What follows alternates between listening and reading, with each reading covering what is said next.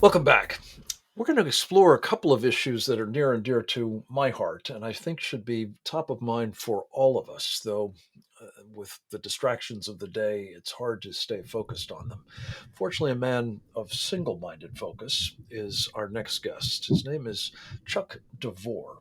He served in the United States Army in various capacities, rising to the rank of lieutenant colonel. He has been a member of the state legislature of California, and these days he is the vice president for policy of the Texas Public Policy Foundation.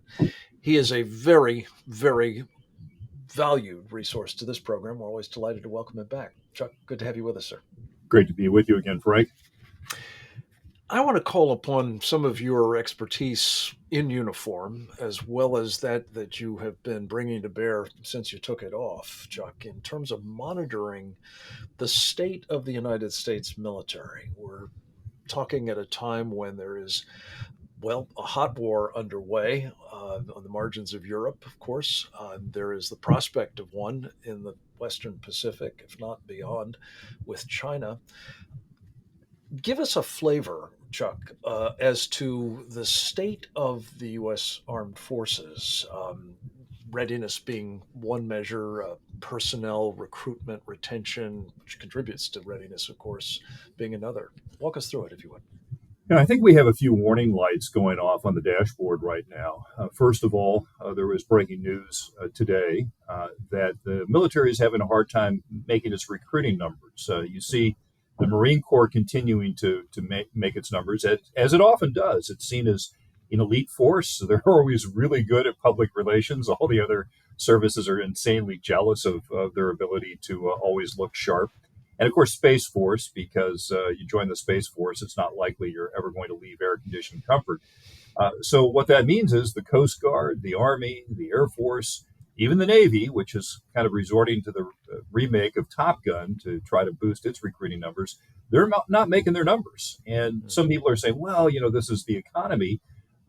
Maybe it's partly the economy, but I think it's also a couple of other things. First of all, if you look at the pool of people who are apt to go into the military, they're probably not looking forward to, going into a service where they're going to be forced to use certain pronouns or fight climate change or be accused of being a white supremacist.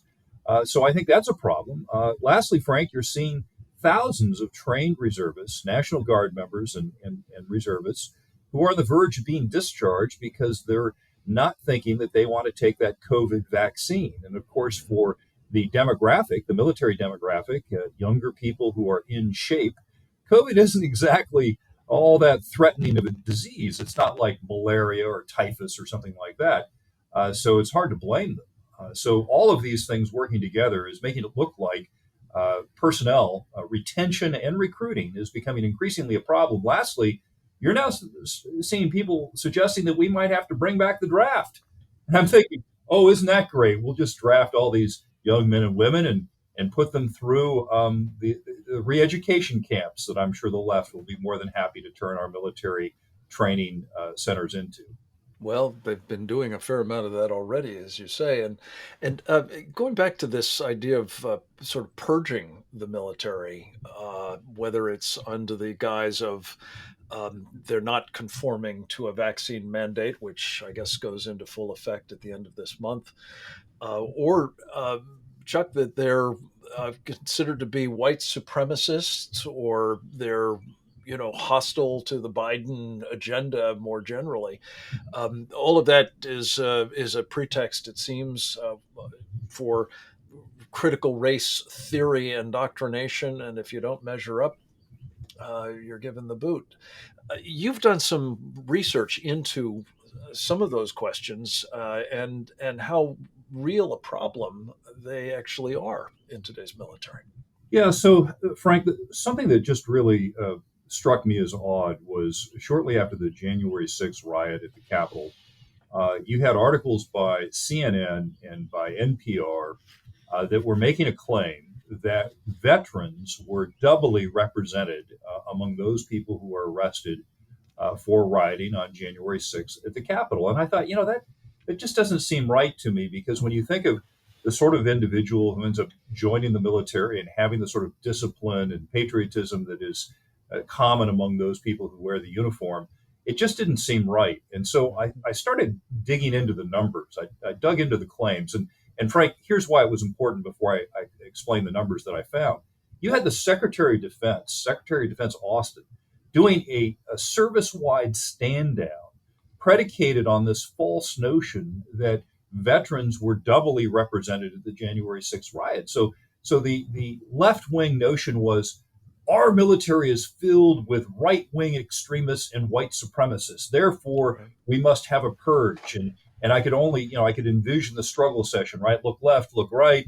One of the people sitting next to you is a white supremacist or a right wing extremist.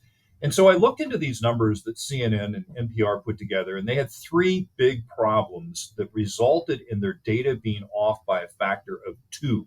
Okay, so what are those? What are those three problems? Well, first of all, they looked at the percentage of veterans as a share of the entire population of the United States, not as a share of those of military age eligibility. In other words, they included people from birth to age 17. So that there's a big statistical problem right there. Okay, so that's Yeah. problem number one.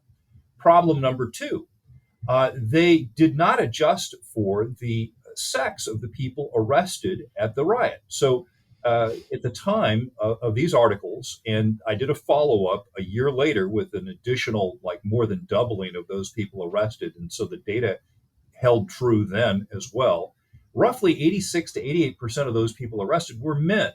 Well, men generally engage in high risk, knuckleheaded activities at far greater percentages than do women. Just look at your murder statistics, for Hmm. example. Almost exclusively the domain of young men are those individuals who are committing murder across the country. And Yes. so, if you look then at the share of veterans among males and females in the United States, approximately 14% of adult males are veterans. And the Hmm. last I looked is, if memory serves, it was like 0.7 or 0.9% are female. Right. Lastly, lastly, Quickly. are we running out of time, Frank? We can do it. We have 20 Okay. seconds. Let me ask you to hold the thought. We're going Yes. to Yes. carry on with Lieutenant Colonel Chuck DeVore, United States Army retired, about what is going on in our military and the problems with Ukraine as well that are now top of mind for the G7 and NATO. We'll talk about all of that right after this.